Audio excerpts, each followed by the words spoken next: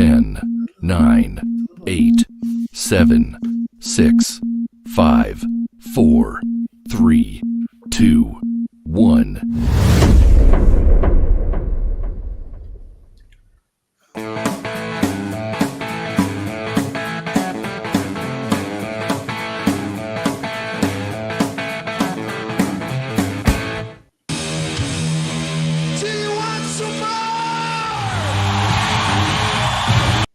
Ha! Wrong intro. I was fixing to say. Wrong intro. I had the trailer. I hate fucking up like that. I had the trailer for this movie all lined up. Diddly boomer. Diddly boomer.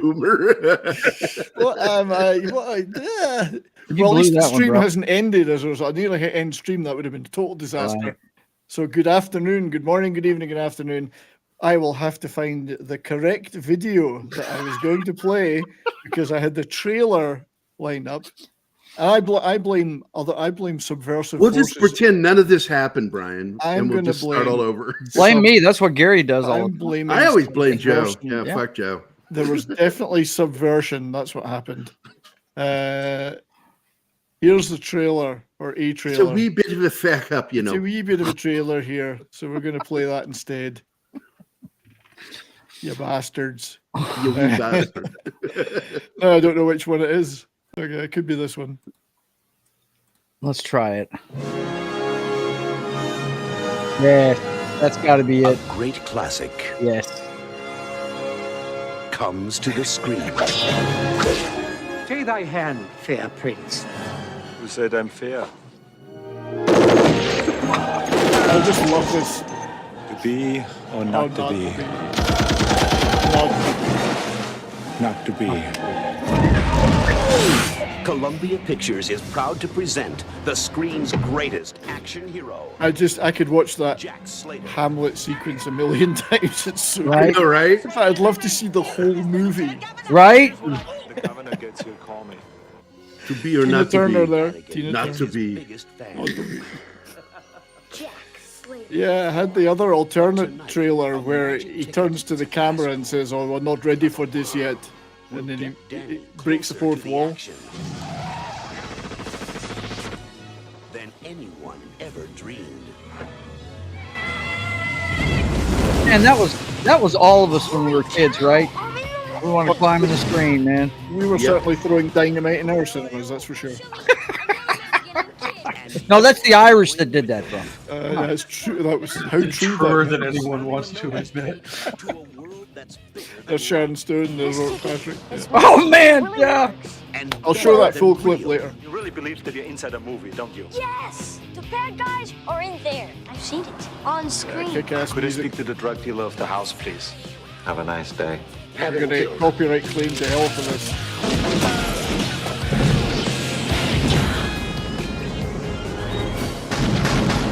I do like that explosion, by the way. It's a really good Correct me explosion. if I'm wrong, but Anthony Quinn hadn't done a lot of not much of anything until he was in this for a long It was time, right? this and Hercules were the two big things that he did in He the was in 90s. Hercules, Yeah. yeah. He's done a lot of TV. Now I possess power.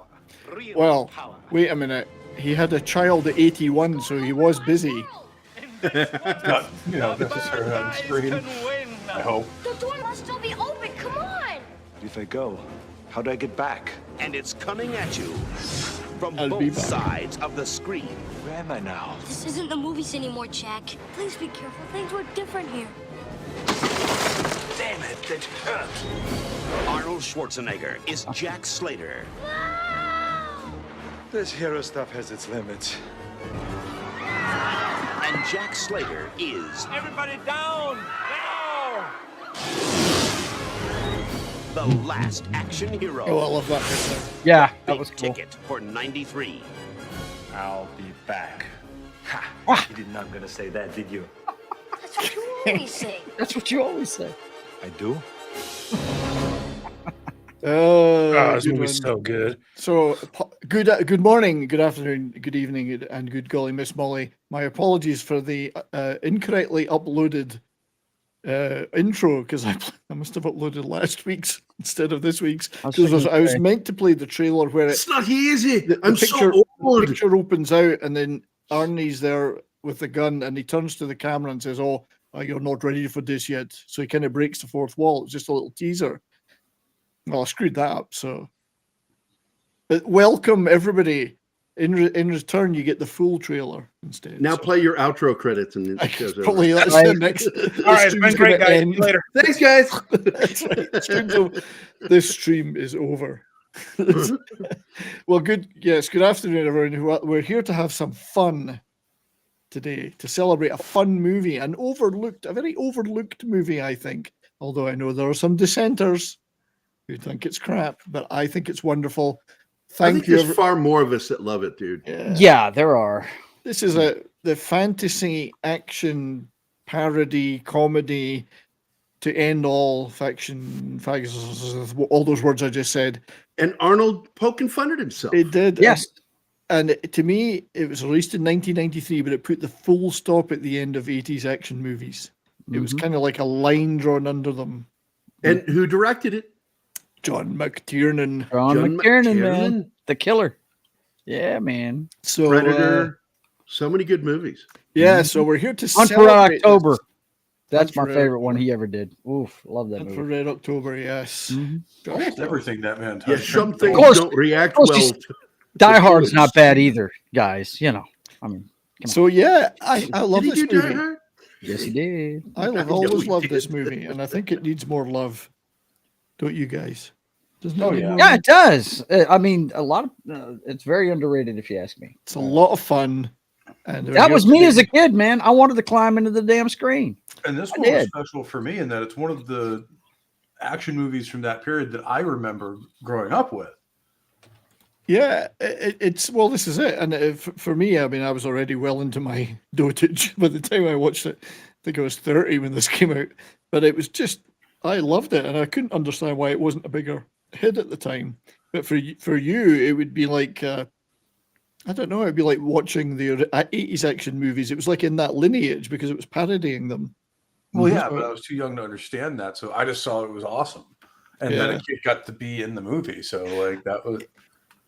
Yeah, and it's that aspect of it I love, which is it's a fantasy about loving the movies. It's a love letter to the movies, and we all love movies that are like that.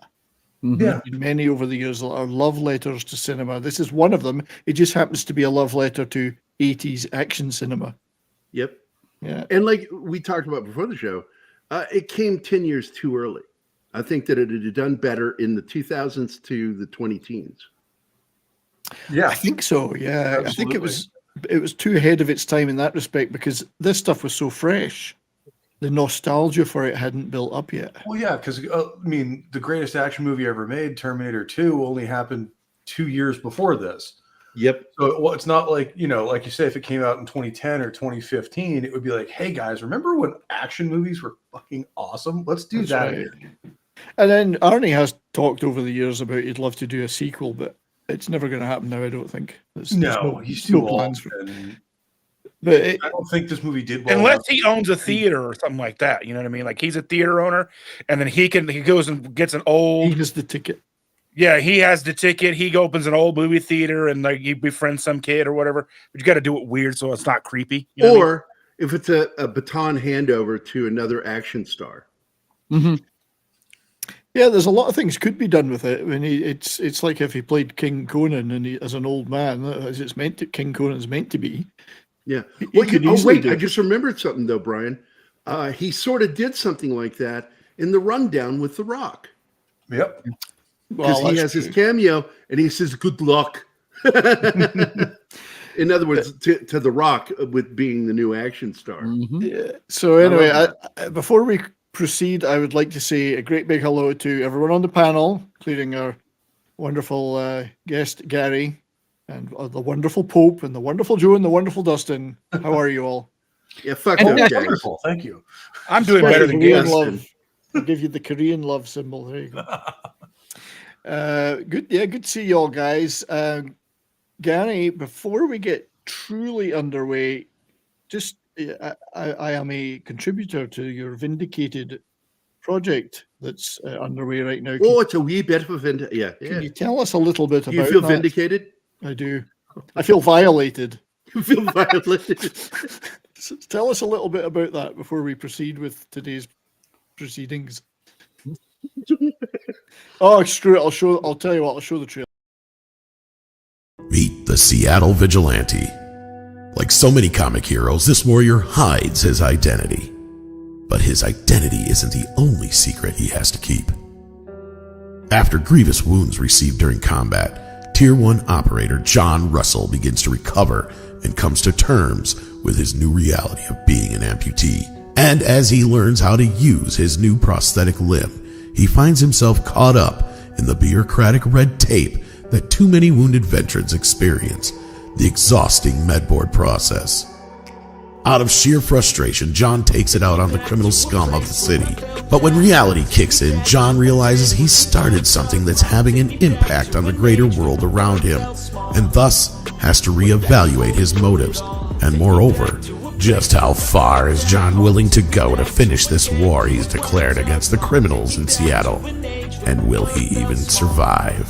From the creator of IDW's award-winning graphic novel Code Word Geronimo comes a new story about a different kind of warrior, Vindicated Inc., the first of its kind disabled veteran action hero comic. The Vindicated Inc. graphic novel crowdfunding campaign on fundmycomic.com is provided in the description of this video. We hope you become a contributor. Please share this link. Thank you.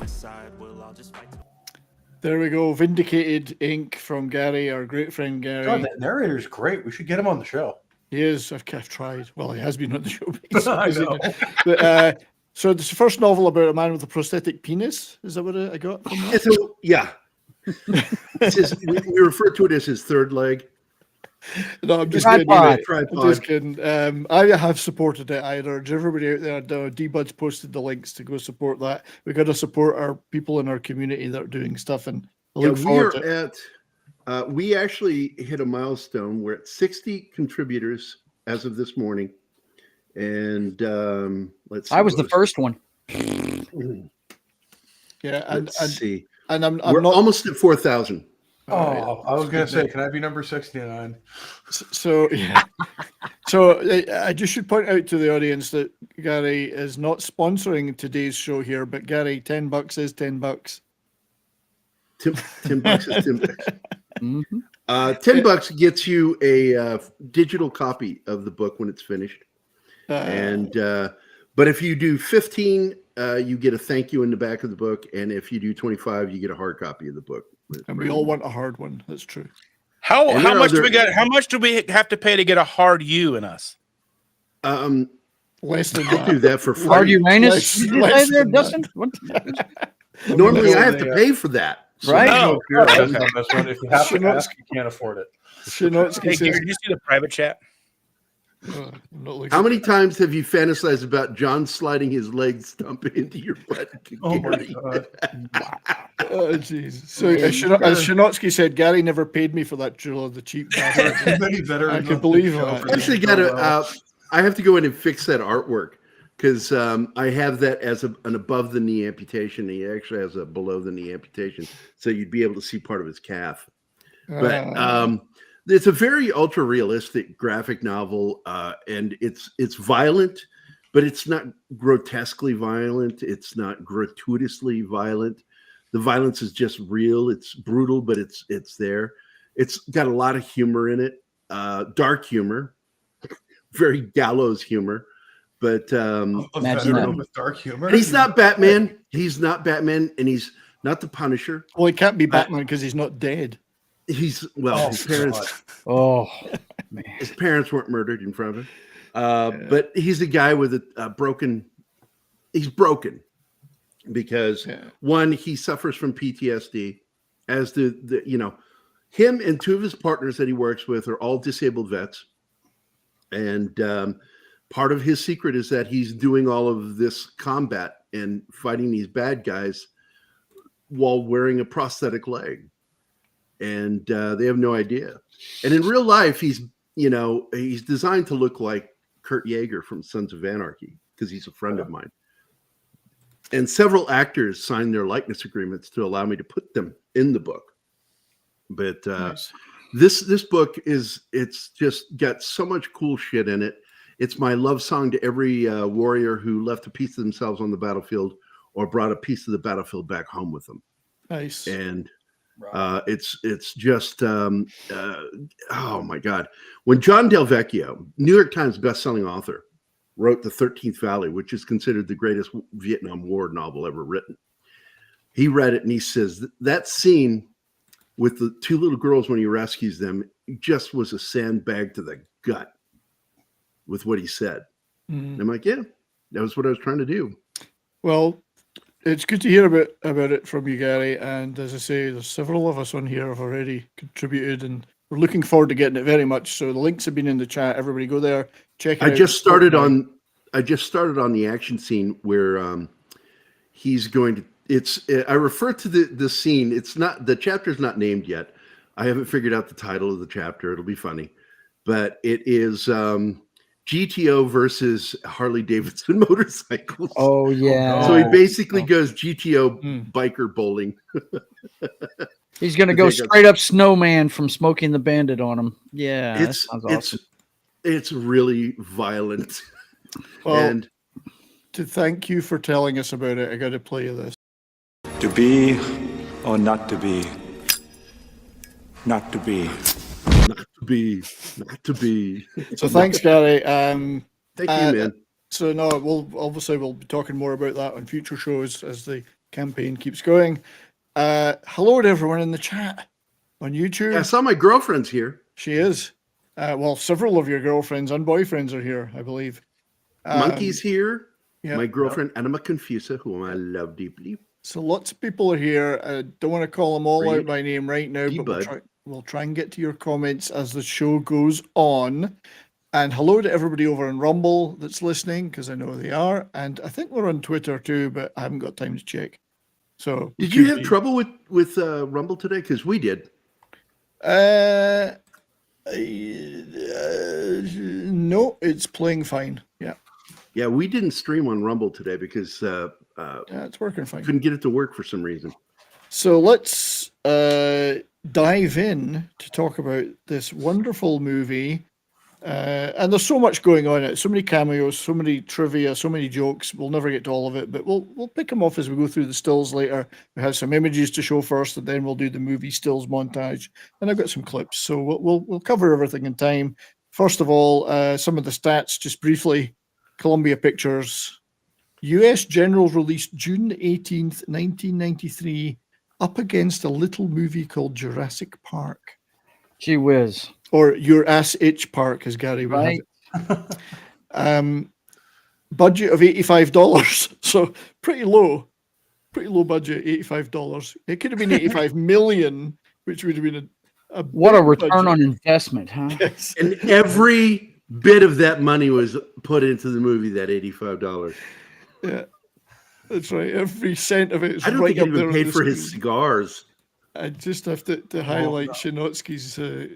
Gary is a deeply closeted heterosexual. So domestic, and it was seen as a failure at the time. Domestic US gross about 50 million, and then worldwide estimates are not great, but 137 million is what they say. So yeah, didn't make a lot of money, kind of killed the buzz. Didn't get a great critical reception either. But I love it, and I think over time a lot more people have grown to love it. I saw it twice in theaters, so they got my $10. I was gonna say, yeah. Well, let's say this: that I bet you they've made their money back on video on demand and rent, sales, and in the process, this has become what I would refer to as a cult. Yes, it's a cult. Mm-hmm. It has its devoted fans now, of which I am one. But I mean, there's so much trivia in this that we'll never get to it all. But the original title of the first screenplay draft the film was called Extremely Violent, was the name of the movie. I love that title. It's a great title. Arnie specifically asked AC/DC to do a song for the movie. Mm-hmm. And they did. And they did. Yeah. Apparently, that's one of the pluses of this thing is the soundtrack, man. Oh, it's a great soundtrack. We're going to take a quick look at that at some point. Alan Rickman reportedly turned down the role because they weren't offering him enough money. So Charles Dance took it, and supposedly wore a T-shirt on set saying, "I'm cheaper than Alan Rickman." That's a great troll move. That's That is awesome. It also sounds When did exactly like when something did else the they Robin said, Hood too. Prince of Thieves come out? Oh 90? God, was that What? before Right about this? this time? 91? I think it was before this. Yeah, because I remember because he was in that and did fan. So I was wondering if there was like a conflict of filming or whatever too, but I guess not. Let's face it, there's an endless list of Shakespearean English actors to play villains. So Right. no skin off anyone's nose. Charles Dance was great. Yeah. Carrie It was 91. I just double checked because I remember I was in the army when it came out. I saw it on post. Carrie Fisher supposedly did some script doctoring on this because she was a big script doctor. Yeah. And it references dozens of movies, literally dozens. I've lost track of all the ones it references. Some are quite subtle, but others are right in your face. The original script had Nick the projectionist as the devil. Oh, he was actually meant to be the devil. That would have been a twist. Very different, yeah. Yeah. Apparently, the first draft of the script, all that remained of it was the Shakespearean sequence, untouched. Everything else was completely changed. And it's one of my favorite parts. I don't know about you guys. I love the Shakespeare part. Are you kidding me? Yeah. But that shows how much they had to change for this when like they take one scene and it's like, all right, this is great. Fix everything else. Yeah. And it's separate. That's right. And it's this bit's just don't touch that bit. That bit's good. Marketing misfires. There was an infamous Times Square inflatable a week after whatever, something horrible happened. Oh, the 93 World Trade Center bombing. Yeah. So a week after that, they put this inflatable up, and there's Arnie with a big gun, a big inflatable in Times Square. Yeah. And then they'd paid. Too sensitive. I know. They'd paid NASA to put advertising all over a space shuttle launch, which was meant to happen just before the movie came out, and the space shuttle was delayed 6 months. So by the time the shuttle was launched, talk about bad timing, man. All this, and it was up against Jurassic Park. There's all this advertising for it, and they're going, that movie was out 6 months ago. Yeah, that's the other part. Is it's up against a stone cold classic like Jurassic Park, and you know, you'd think when they start releasing, or when companies start releasing their show dates for movies, you'd think the guys at Columbia would have seen Jurassic Park in the lineup and gone, absolutely fucking not. Move it back 6 months. I don't give a shit. Well, apparently Arnie did see a screening of it and said, why are we going up against this? Right? It was the production was pretty bad because they'd only finished shooting 3 weeks before the movie went out. It was just cram for whatever reason. But I still think they did it. They could have trimmed a few minutes off it here and there, but I think generally it was pretty well done. So let's just take a look at as we do on this show, take a look at the people that were involved. There's I love the poster. Poster art's great. It is. That's back when poster art was still a cool thing. Yeah, the 80s were the best for it, but that is true. That is where I wanted to go, by the way, professionally. That's all I wanted to do. This is actually movie proof posters. that Arnold Schwarzenegger cannot actually beat a T-Rex. So, That's right. So Arnie, of course, is the star. Other names were kicked about before he got involved, but he is Jack Slater. And Stallone ever considered? Well, it depends. I mean, you read these trivia things and it says these are the actors that were considered, and his name was in there. But for whatever reason, I think Arnie was perfect in the end. Oh, he was. It had to be Arnold Schwarzenegger. It had to be the epitome of 80s action stars. Well, and this was the point if you where discount Chuck Norris. More of his comedy movies too, like Kindergarten Cop and Twins and stuff like that. Because he was moving into that. Yeah, it's not a tumor. Not a tumor. Not a tumor. It kind of reached the end of the really hardcore action, I think, that he did. Yeah, and it was 93, and I always saw this movie as a kind of a drawing a line under the 80s for action movies. Because things changed after that. They moved. Although the tagline for this movie aged very, very poorly. The big ticket for 93. That's right. Yeah. And being up against Jurassic Park, and as someone was saying in the comments, Free Willy as well. Yeah. A comic book version. Wow. Comics, and there was Topps cards as well, I believe. But So that's quite neat. I like the artwork on that too. It's pretty neat. Gary, you could have drawn that. He'd have done better. Yeah, I was fixing to say he'd have done better than that. So I don't want to hell, shit on I the just artist started on this, doing but it's comic not book very stuff, good. and I can do better than that, man. Come on. Man. But we certainly don't need to talk about Arnie's career, but I think it was a pivotal turning point. He was starting to wind down on the heavy action and R-rated stuff and go more comedy and lighter. And I wouldn't Jingle say All the Way. Yeah, his career wasn't on the skids, but it was certainly Christmas taking a different turn. blockbuster, Jingle All the Way.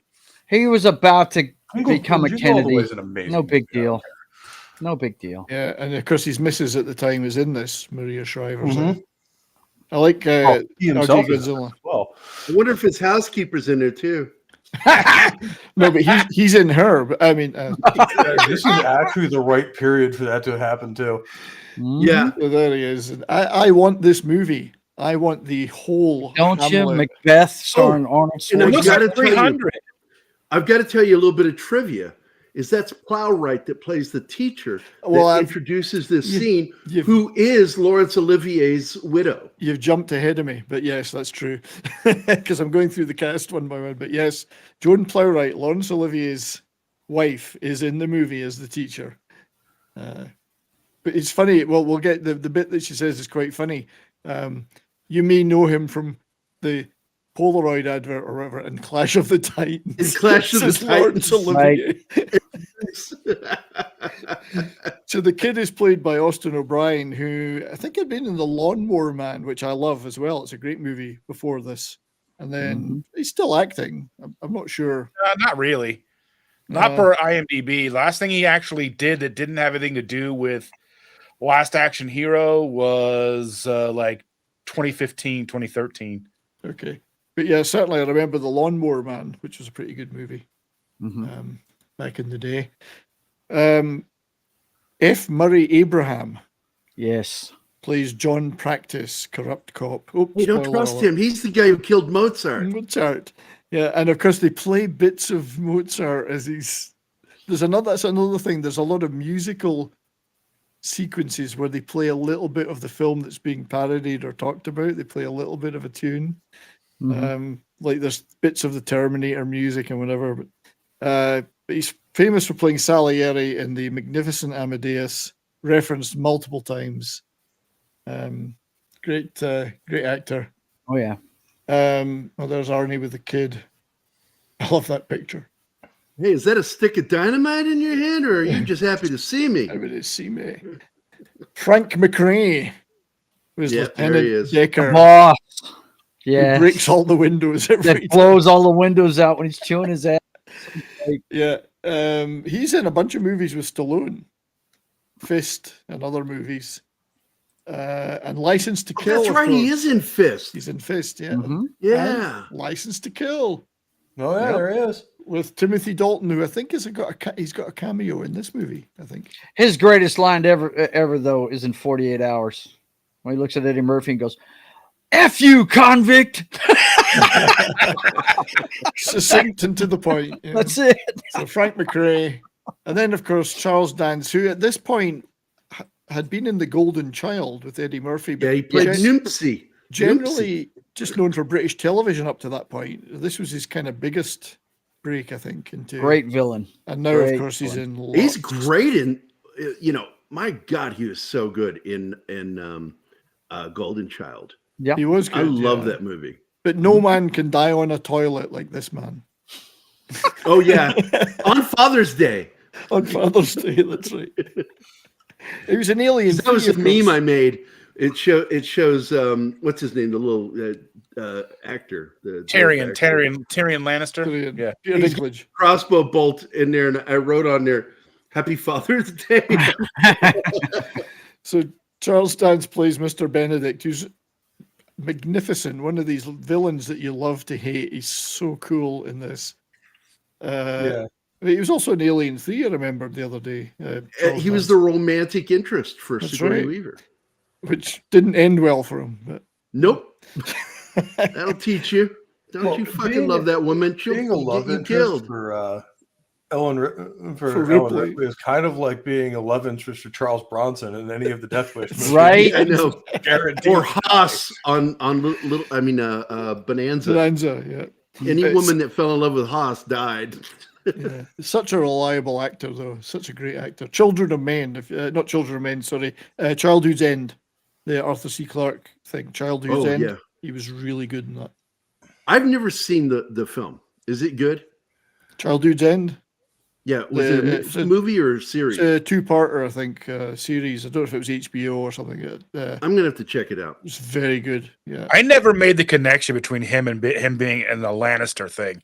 I never made that connection in my head all the time. Like the 2 times we watched Game of Thrones, like we watched the series twice. But he's got these great eye contact lenses all through the movie. It's great. Yeah, and they always change. And I love the way that Anthony Quinn's always fucking up the sayings, and he's like, if it was 360, I'd come right back round where I started, and he shoots him. You moron. If I had a fake eye, I would totally do weird stuff with it like that. Oh yeah, but look how cool that is. Oh god, It's very cool. Yeah, his assortment of eyeballs was pretty cool in the movie. My favorite one's the crosshairs, the red crosshairs. I love that one. I just have to pause, everybody. Over on the Rumble side, BPST has left a Rumble rant for $20. Woo! Over on the Rumble side. And he was very concise. He says hi. Hi. Cool. Well, do I got to show my boob or something? I mean, what do we do for $20? Well, for $20, with you, Dustin, I'd prefer side boob. For $20, we'll get a clip from the movie.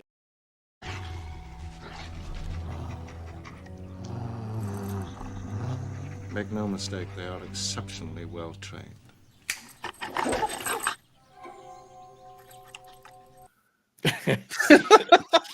Thank you, BPST. And that's the humor I love in this movie. I love that kind of humor.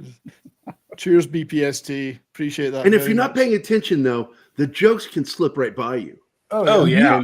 And so you're going back and watching it multiple times, and you're catching new jokes that you never caught before. And I did that watching it earlier. I'm like, oh my god, I didn't catch that moment there. That's funny as fuck. Mm-hmm. Yeah. And a lot of it is some of that slapstick humor that Airplane was famous for. Like, this is kind of like Airplane meets Terminator 2 in a lot of ways. Plus the Looney Tunes stuff. There's a lot of Looney Tunes. And even Acme is mentioned a number of times in products. Yeah, mix in a little bit of Who Framed Roger Rabbit with Terminator 2 and Airplane, and you've got a great fucking movie. There's Mr. Quinn. So Anthony today, Quinn, your partner's a rabbi. That's right. So Anthony Quinn plays Italian mob boss Tony Vivaldi. Sicilian. No, he's Sicilian. In an early example of race swapping, because obviously Anthony Quinn is Greek. He's Greek. But he played a lot of mob Mexican. guys. He played a lot He's of mob Greek bosses. and Mexican. Hundreds of movies. Fathered a kid at age 81, and another one at 79 and 81. His last 2 kids. And you know his first son is dead. He died 10 years after him. But that's what killed him, fathering those kids. You know, You think? The urethra just he died in built. 01, The urethra and wasn't his son, Aiden Quinn, he died in 2011, 10 years later. Almost exactly. to the Aiden day. Quinn's dead? Or not Aiden Quinn. What is his son's name? I don't think Aiden Quinn's dead, at least I hope not. Hold on, I'll find out his name. I forgot his name. No, just you had me shocked there because I like Aiden Quinn. Yeah, I like it. He's Irish. Yeah, he's Irish. He played Paul McCartney once in a really good two-hander with what's the guy's Francesco name? Quinn. Francesco Quinn. Yeah, I don't remember him. Yeah, Francesco Quinn. There's a little movie called Two of Us, and it's Aiden Quinn as Paul McCartney, and it'll come back to me. The guy that plays John Lennon. It's really neat. It's about the night in New York they were spent together while the Saturday Night Live thing was on. That they were saying, "Come down and we'll give you $1,000 each," or whatever. And they really considered doing it. Yeah, so a great little movie called Two of Us. So Quinn plays the moronic mob boss. Art Carney plays Jack Slater's favorite second cousin. Because by Jack Slater 4, he's running out of relatives. Right. Oh man, it's too much. So he's his Frank. And it was Art Carney's last film role. Wow. He does get to go out with a really neat explosion, though, I think. Spoiler. But I love that there's a card there for him on his chest. That's right. And it says for Schwarzenegger's character, and he lists it, and one by one, it's 5, 4, countdown. 3. Then his eyes get And he big. keeps rating them. I'm like, what the? It's a bomb. It's a bomb. It's little things like that that make a movie, I think. Oh my god, too funny. Something's going wrong with me mouse. Also kind of parodying the Death Wish movies, where by Death Wish like 4 or 5, Kersey's running out of relatives. That's right. Anyone who even wants to be in the same apartment. No one wants to date that man anymore. Start adopting kids to have trouble with, Right. So it's almost as bad as Mel Gibson in The Patriot. Like it wasn't enough that they killed one son. They had to kill both of them. Yeah. All three sons. They die at different times. I'm like, come on, man, that's a bridge too far. Come on, man. Robert Prosky played Nick. He was in The Honeymooners many years ago, of course, but versatile guy, played hundreds of different roles. He played a role in one of my favorite shows of all time. He was Stan Jablonski, the desk sergeant in Hill Street Blues. Yeah. Yep. And he was magnificent in that. I've always loved him dearly because of that role. Great show. Yeah, he was one of my dad's favorite actors too, right there. I couldn't miss this show. It was one of those things I could not miss it every week. Don't get that now. You don't feel like that now about shows. No. Yeah, I remember hearing they're all binge folks stuff. Because when I was a kid, its kind of spiritual successor, NYPD Blue, was the big thing on American television. Well, this show set the standard for shows like that to follow. Absolutely. Yeah, and some of the characters actually kind of transfer over, because a lot of the same actors worked and writing crew worked on Hill Street Blues and NYPD Blue. So I thought it was awesome. It didn't just it paved the way for them to exist. If Hill Street Blues hadn't existed, hang on, we wouldn't have gotten in NYPD Blue. Oh, no, never absolutely. been, not in that iteration. That show changed the way we perceived police procedural drama. That beautiful music. Man, you play piano really well, Brian. I do. And not with my hands either, which is the amazing thing. Woo! Well, they're off camera, so I couldn't. So it was Mike Post, I think, did the music for that. Mike Post. It's confirmed. Right. I watched NYPD Blue for a completely different reason. I'll bet you did. I did, because they were like, we're going to put nudity on network TV. And I'm like, sold. There's a lot of butts. And I was like, oh. Hail to the Wicked fanboy. Good to see you, buddy. Yeah, but moving on. And we can't cover everybody. There's so many cameos and a big cast in this. We'll never get to everybody. This is a really nice picture of Mercedes Ruehl, who plays Danny's mother, Irene. No idea what it's from, but it looks good. I think it married to the mob, maybe, or something. She's still working today, but she was in a ton of 80s movies, Mercedes Ruehl. One of her best roles was in The Fisher King. Yes, absolutely. Yeah. Hell yeah. Jeff Bridges' love interest in it. Wasn't she nominated for that one? I think she was. She was, yes. She was nominated, and then she was on Frasier as his love interest for 3 episodes. But the thankless role in this, because she's the straight person. Everyone else has got a kind of a comedic thing going on. She's totally straight in this. She's just the mom. She's just a mom. In fact, the way she looks at Arnold, she doesn't do any comedy, no shtick. There she is in Frasier. Yeah, there she is in Frasier. So, and now we get to the magnificent Tom Noonan, the Ripper. He resented in many ways how his career went, but he still played this role and relished it. He did, and of course he gets to play Tom Noonan at the premiere. And he gets to play the Ripper at the premiere. And even his agent says, Jesus, you want to get away from these roles. And there he is with all the gear on and the axe. That axe is something else as well. That had to be put in there by Tom himself, just as a, Had to be. Well, there he was really frustrated. That's Manhunter right there, isn't it? After he played in Manhunter, it got him typecast. Yeah. And it really bugged him. The Tooth Fairy, Francis Dollarhide. Yes. I love Manhunter, and this was chilling as fuck. And then what I loved though was many years later he did that CSI episode opposite. Where he's the melter, the guy who puts him in acid. William Peterson, opposite the Peterson, same guy who did the movie with you. One of the greatest CSI episodes ever. It was just so good having those two on screen. I'm thinking of Blacklist. What was he in this one? Because he's on the Blacklist as the melter, a guy who puts people in. I don't know what he did baths. to them in this, but he was the villain, naturally. I can't remember what he did, but it was great to see them on screen together, jousting, as it were, verbally. Everybody remember who played Hannibal Lecter in that movie? Brian Cox. Brian Cox. I think he's in the Hamlet scene. I think he's in the Hamlet scene in this movie. At the beginning of it, he's one of the guys it's in it. Yeah. Well. So that's a cameo by Brian Cox in Last Action Hero. Now, Bridget Wilson plays Jack Slater's daughter. Gorgeous. Brigitte, yes. What can you say? Well, she plays Jack's daughter and Meredith Caprice because she's playing the actress and the character. Here she is in Mortal Kombat, of course. Yes. Crushing. That man is so happy to die. Yeah, right. I think he'd be happier if he was up in the thigh area. Further a bit up, yeah. And she was in Billy Madison too, of course. But, Yep, as the main love interest. Again, I think like 95, 96. Yeah.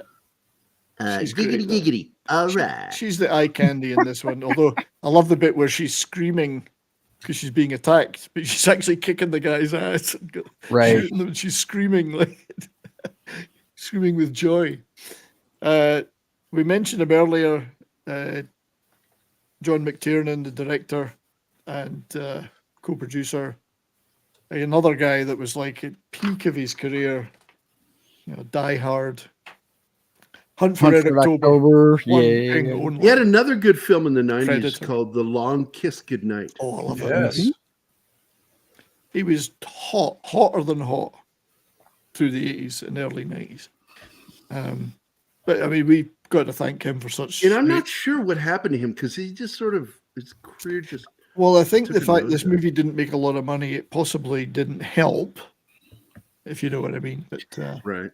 I think he's the he's the Walter Hill of his generation, if you ask me. Walter Hill. I wouldn't argue with that at all. I agree. Yeah. Walter Hill and both have a lot in common. Just a stream of great movies. Yeah. I mean, and really good at action was my point. They were really good at action films. And as I recall, Walter Hill, because he did a little bit of script doctoring here and there, he was involved with some of the script doctoring for Alien. Was he? Yeah.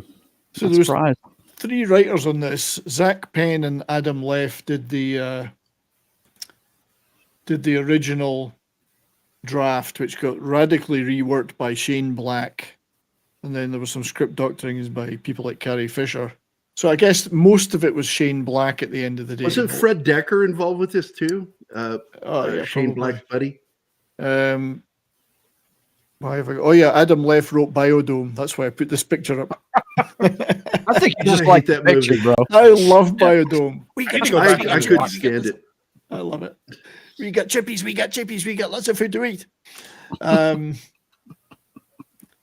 I think Brian Cox is an unnamed cameo, but I'm going to check that out later. But so the writers, Shane Black is the key writer, though, and of course Shane Black is, well, again, Predator, Lethal Weapon, The Nice Guys, Last Boy Scout. And the funny thing is, he's an actor in Predator. He had nothing to do with the writing of it. Yeah, but he's involved.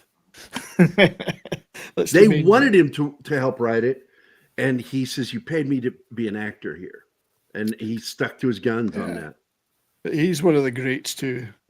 He's in the mold of a Milius or somebody. He's not a soy boy current Hollywood writer. Well, what he did with the Lethal Weapons, just great creation. But then he turns around and he flips that on its head and does what's it called, The Nice Guys, with Russell Crowe. That's right. And great movie. Gosling. And Kiss Bang Bang is one of my favorite films of all time. That's a good one too. Yeah. Smilex mentions McTiernan got a criminal record, and then was in director jail for a while. Oh, so, what happened? I don't know. I'd have to look that up. Details, sir. Details. And he did the Rollerball remake, which was pointless. Oh, that was terrible. Well, then, yeah, he needs to be in jail for that. There's only one Rollerball movie. Thank you very much. Great writer on this. You mean director's jail? But this is a beautifully filmed movie. It looks good. It looks really good, this movie. The cinematographer is a guy called Dean Semler. Huge career. You look him up on IMDb. Mad Max 2, Young Guns, Dead Calm, Dances with Wolves, Waterworld, which despite, I mean, I love Waterworld. Some people don't. I do too. It looks great. I love Waterworld, man. Story maybe absolutely. It's actually a good film. I like that film. Very well. And Apocalypto, he was the DP in Apocalypto. These Oh all my look God, I love that great, movie. these movies. So he's a great cinematographer. I think this shows that it's a good looking movie. It's got a lovely shine to it. You got some more Rumble rants over there, by the way, buddy. Oh, well, in that case, Hey, is that John Belushi? No, it's Michael Kamen. But hey, Rumble! Everyone over in Rumble. You said Michael came in. Michael came in. So we have another couple of Rumble rants. Rumble is outdoing YouTube by a long shot today. First of all, we have our great friend. And if I can That's find Christian, isn't it? Yeah. Yeah. I just posted that comment and I can't find it now. Do it. Do it now. Do it now. I don't know. I'm trying to post it. So Christian, Creed's Gold, Christian Delorme. For some reason, it's not posting in here. Oh, don't sweat it. Just read it, buddy. You'll be all right. No, can't get it to post. So it says, it's for $5 Canadian. I snap my fingers and the dogs attack.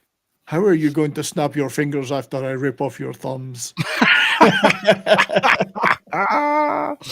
Yeah. Yeah. Actually, I might even have that. I have other clips from that one. Oh no, I've got this one. Wait, where are you going? I'll be back. Ha! You did not gonna say that, did you? That's what you always say. I do? Everybody keeps waiting for you to work it in. It's kind of like your calling card. Yeah. And we have another $20 Rumble rant from BPST. Thank you very much, BPST. You're a wonderful chap or chapess. Who knows? Don't assume. Don't assume. And this one is showing. Unfortunately, Christians didn't. Speaking of Mike Post, do you play the theme song from the TV show Hunter? Well, I don't have a clip of it in my Stream Deck, but I do have a copy in my music library. That was a show I used to like when I was a kid. Yeah, good show. Great music. Mike Post, hey, he's so good that Pete Townsend and The Who did a song about him on the album Endless Wire called Mike Post Theme. Hello. Hello. Who's that? Who is that? No. But thanks over there. Thanks over there in Rumble, everybody. I don't know who that is or where that's coming from. Season 6 theme version was the best, according to D-Bud. So anyway, we'll get to the music before we start showing some stills from the movie. Michael Kamen did the score. The movie had a great soundtrack, of course, but the score, which worked in a lot of these elements from other movies being referenced, he's done stuff like Die Hard, Event Horizon, Band of Brothers, worked with Pink Floyd, Queen. He's a great composer, but also I think my favorite is this one he did with Eric Clapton for the British TV show Edge of Darkness.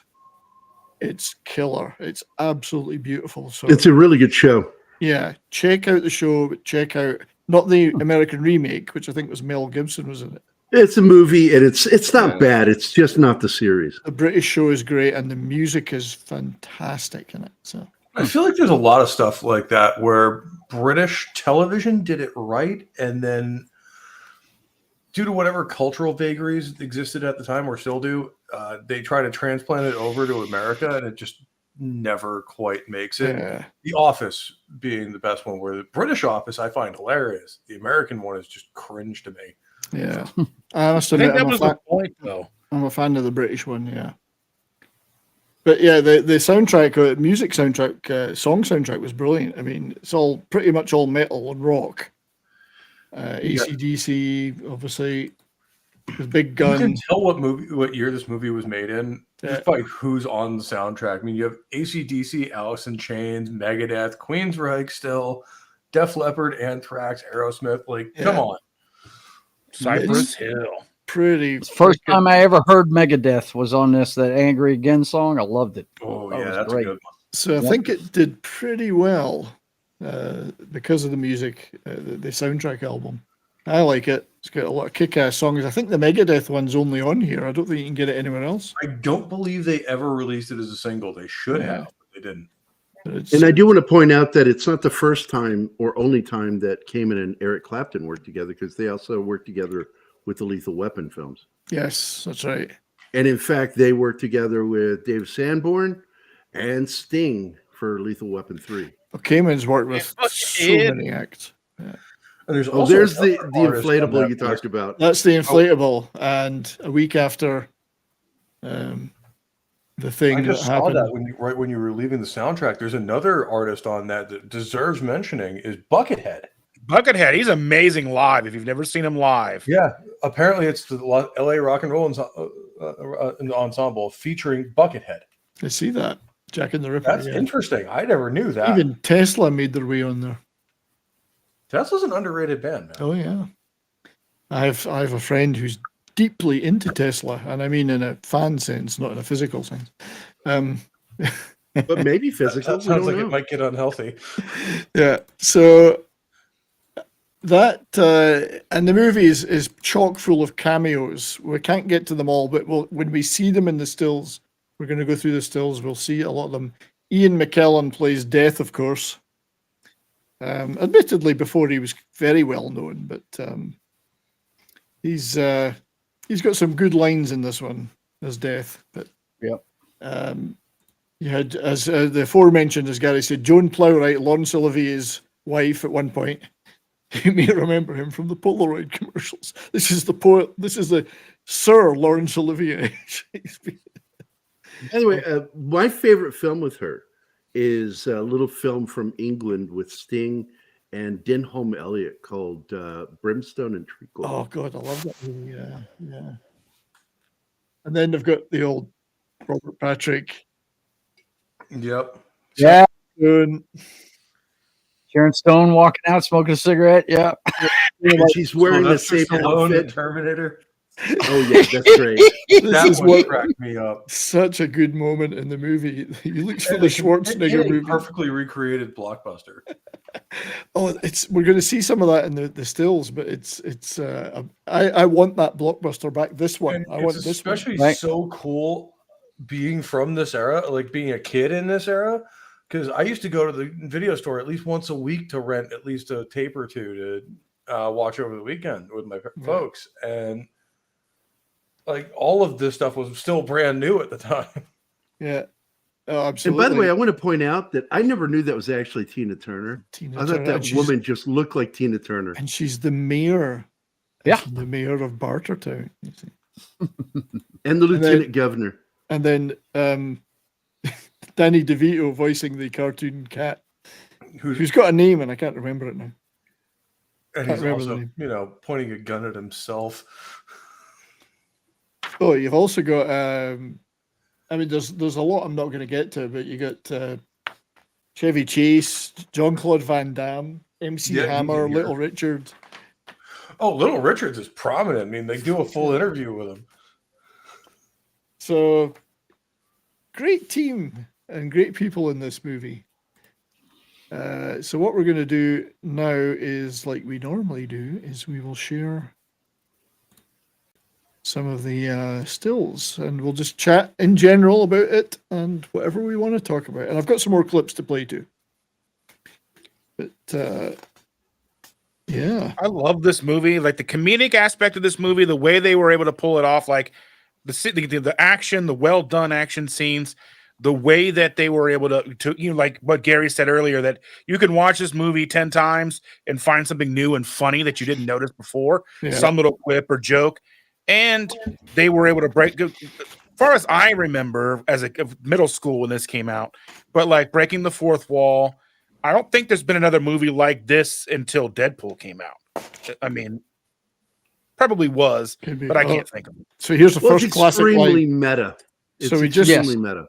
Yes. Unfortunately, I didn't capture the first classic line where he kicks the guy in the nuts and says, "Do you want to be a farmer? Well, here's 2 acres." Yeah. Well, the other part is I laughed out loud on that mimicking one. I love that opening one. scene for the last movie we covered in Canon Film Club, which is Cobra. Yes, absolutely, yeah. And then we get our first glance at Tom Noonan as the Ripper, Slasher, Ripper. The Ripper. Ripper. He's the Ripper. Yeah. I don't know if you would have a movie doing it with the kids in this movie, what they did here. They had not Danny's running around with a gun. His son in the movie gets thrown off the side of a building. Right. And they're held with axes and stuff. I mean, you wouldn't get that now, I don't think. Although I do want to just point out the fact that the gun that Arnold uses in most of this movie is a Desert Eagle. And it doesn't look all that big in his hand. That's because he's it doesn't. Yeah. He's not actually that big. He's only my size. But was that a 50 AE or was that like maybe like a 45? Well, the 50 AE was the standard issue, and that looks like what he's got there because the others have different barrels. But even in 44 and 357, the frame is still that big because it's actually a recoil-driven pistol. Oh, no, sorry, it's not a recoil-driven pistol. It's a blowback? Gas-operated. Okay. So yeah, gas operated, so it's got unless blowback. You consider this a weapon. Look how small the grenade looks in his hand, though. I mean, yeah, guy must have huge hands. Well, you know what they say: huge hands, large gloves. I surrender. A grenade. Live grenade. Yeah, right, Jack. Right. You're gonna sacrifice your own child to get to me. I'm very flattered, Jack, but I doubt it. Andy, pick up the grenade. Come on.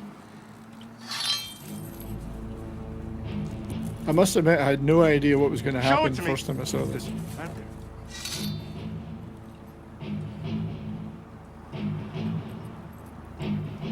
Jack, that toy can't hurt the boy. But this one can.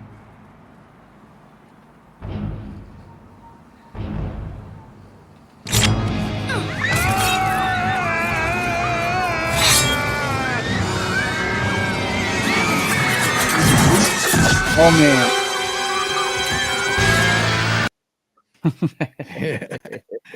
Do like that. I like that sequence. But yeah, things that are happening to kids in this movie probably wouldn't happen in movies now. Even in movies at this period, that was kind of you better have a good reason for this. Now, this is interesting because the way they've shown this cinema, as in the sign outside, it's about to be taken over by Lowe's to be a multiplex, shows how run down it is. It's like an old rundown traditional theater. That's quite. Didn't like it because it's sad, but that was a very accurate portrayal of a lot of inner city cinemas. We've got one in downtown Shreveport that looks like that they have concerts in now. That's how big the room is, you know. Yeah. I also like some of the movie titles that are up in the. It's meant to be, I think that's Brian Cox. It's just he's not in the cast list. I don't think so. That's from Hamlet back in '57. Yeah, he is old. Not that old, dude. Yeah, he's not that old. He's in his 80s. Although he's old enough to have had a son that started a movie in the 80s. It just looks called like Brian Cox. Young Sherlock Holmes. True enough. His son played Watson. Right enough, yeah. But I would watch that movie all day long. The action movie of Hamlet. Yeah, dude. I'd love to see that one too. It'd be great. It's taken. Well, we kind of got that when Mel Gibson played him. True. But it should have been done in this kind of black and white, grayed out thing. Toby or not Toby. But I think if you're going to do something like this, you have to do it in like the most over-the-top, serious way possible, so everyone knows you know exactly what you're doing. Yep. Well, this is it. You could say this is a true modern action retelling of Shakespeare. Right. A reimagining, if you will. A reimagining, yes. Shakespeare, as he would have written it if he'd been Shane Black today. A reimagining for a more modern audience. For a more modern audience, yeah. Ugh. You know, as soon as you hear that, you're like, oh, really? Why did you open the door, Danny? You know? But it's this is a, I mean. Go fish, amigo. Yeah. He throws the key in the toilet. Oh, good Lord. Latchkey kid. I was a latchkey kid. Yeah, your blood or mine. I want your blood. Ooh. I just like the portrayal of that because we've seen cinemas like that. I mean, Detroit springs to mind. You've seen theaters, ruined theaters like that. I mean, we didn't really have that too much here. Putin's cat. We're not going to be talking about stuff like that on this stream. This has nothing to do with that. You know, even in Boston, we had a couple that used to be either playhouses or take it somewhere else, please. That were transformed into basically multiplexes like this, and it kind of sucks because you can still see some of the old architecture, and some of these had been around for a long, long time, given how old Boston is. Mm-hmm. And they were just kind of taken over and transformed. A couple of them got very lucky and got turned into either music schools for like Berkeley or someplace else, or conservatories. By the way, sorry, hang on. Sorry, hold on, guys. Putin's cat, I'm not shooting you. We're here to talk about a fun movie. We're not going to be talking about people being charged for that stuff. Don't please don't bring it to this stream. Thank you. It's nothing to do with that. It's not a news-oriented stream. I appreciate you trying to start a conversation. We're not going to talk about that. Okay, I don't know what you're trying to do, but we're not going to talk about that. Anyway, sorry guys, go on. No, I was just going to say that at the beginning of the movie, when they show the opening title, they said a Franco Columbo film, and Franco Columbo is Arnold's best friend. Really? Oh, cool. In real yes, life, yeah. That's right. Wait, at the beginning. Now, refresh my memory. Was he one of the guys who used to weightlift with? He was his partner for years. Yeah, because he was an every extra movie. Yeah, he was in. I think he's one of the guys that was in Conan, right? Yeah, crazy hair and the bone in his nose or whatever it was. I remember that. Yeah, that's Franco. Mm-hmm. Yep.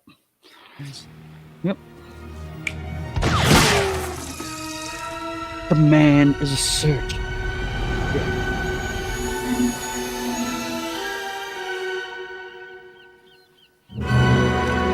I don't think that barrel's long enough, boys. Mr. Benedict. Yes, that's my favorite eyeball in the movie. Yeah, it's pretty cool, that one. That's why I like that clip. Had to show that clip. Mm-hmm. But here he is visiting his favorite second cousin. They're like, has anybody really got a favorite second cousin? Right. Maybe. All my probably cousins haven't are first vocalized cousins. it, but you do. Yeah. I don't know if I even know any. I've got a lot of them. The cards, man. I like this explosion. That was a really well staged explosion. It reminded me of the one in Speed. Remember when his partner goes to catch the guy and the house is wired and blows to pieces. That's what it reminded me of when That's I saw what the house reminded me of too when I first saw it. By the way, Perfect Question is by Read by Nature. Says, "Hey, isn't that the guy from Running Man?" Yeah, he played a small part in that movie. Yeah, he did. He was a good character. Also, I think Dustin's got to go here. Oh, Dustin. So do I. So do I. I hate going. Yeah, I love this movie. I want to stay and hang out, but I've got more things to do, adult stuff. They switched our trash day, so I got to get trash out tonight, and I've got to film some videos. So actually, maybe do something for my channel for once, other than just go live. But yeah, thanks for having me. This was awesome. This movie was still is one of my favorites, but I'm glad you brought it up because it is one that is easy to forget about. Like, you don't think about it out of sight, out of mind, but this movie is awesome. And like I said, I got to see it twice in theaters, and I love hanging out with you guys. You guys are awesome. Even Gary. Oh, man, yeah. Don't encourage him. What an endorsement there, Dustin. Damn. Thanks for being here. Damn right. Thanks for being here, buddy. Damn right. Appreciate it. All right, I love you guys. I'll see you guys soon. You too, Yeah, man. buddy. Buddy. I'm gonna head out too because I gotta go do some artwork. He's got this comic work book to do. he's got to finish, man. Oops. Hang on. There you go. Here, I'll share my screen with you. Let's see. How do I do that? I've never done it here before. Oh, Share. it's let's see, share on the bottom, buddy. Click share. I understand. And then entire screen. There we go. Here we go. Mm-hmm. This is the page I'm working on right now. There you go. There you go. Yeah, that's cool. Nice. And it's named after one of my best friends, Mac, Uncle Mac, my daughter's uncle. And so I named the bar Mac's Folly. And that's the biker hangout headquarters. You just know something bad's going to happen in that scene. Yeah. What comes to mind it's not to going to me? happen there. It's Yeah. what follows this scene. Yeah, but This scene is a setup. Yeah, you can tell it's going to be a catalyst though, because it just reminds me of the scene outside the church in Kill Bill 2. You know, you see the building and you just know something bad's going to happen in there.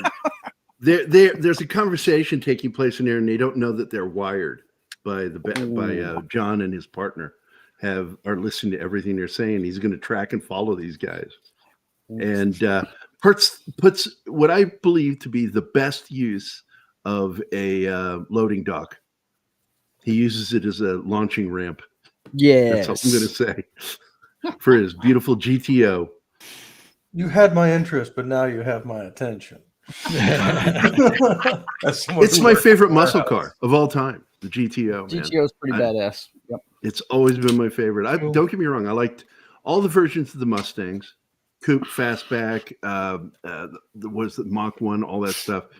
But to me, the GTO is always the oh my God, it even got its own song. The 70 GTO is probably one of the one in ours is 69. The one he drives is the 69 GTO. If it hadn't been for the headlights, also probably would have been up there for me for the best car ever made. Yeah, I think the 69 is the one with the flip lights. Yeah. And I've just never liked those. My first father-in-law commissioned me to do a picture of him standing next to his.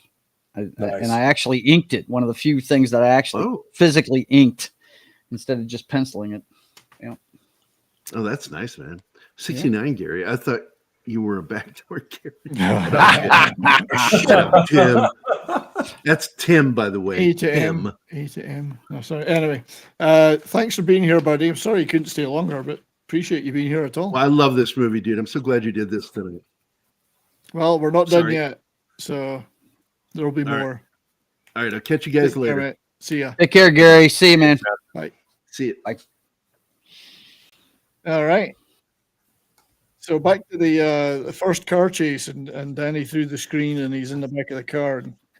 And that's a bit where Arnie's driving the car while wait. two hands on the gun behind him. Yeah, it's not easy. It takes practice. You know? And then the machine guns out the back, and it's a great chase in its own right, but it's a parody of chases too. You know, right? And it's got all Doesn't those. he tell a Carnegie Hall joke when he's talking to practice? At one point, I can't remember. He might do. Yeah, he does. Yes, he mentions Carnegie Hall. But this is a great little scene when he comes in. Is this a movie set?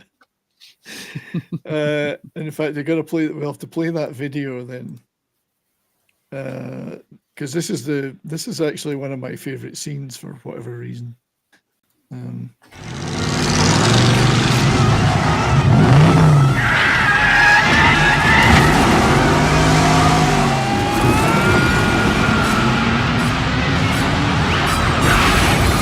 That's one of those movies you don't wires to know they're there.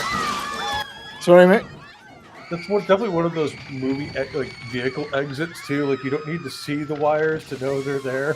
Yeah, I just thought I'd include this scene for some reason. Just no particular reason. Couldn't be all the buns just went by. I tell you what's awesome. Right when that truck goes through the window, you can see this chick that's got a dress that looks like a motorcycle. Mm-hmm. You know, it's got handlebars coming off her chest piece. It's freaking awesome, man. Yeah, Soul Assassins pointed out that's the dude who got killed in Predator 2, Scorpion. So there's a bunch of guys. There are people in this movie industry, especially at this point, whose job is to basically get killed in action movies. Like that's right. Arnie killed these guys several times. Right. Well, there is a couple of guys in that honor roll of having been killed by the Alien, the Predator, and the Terminator. Yeah. Bill Paxton's one of them.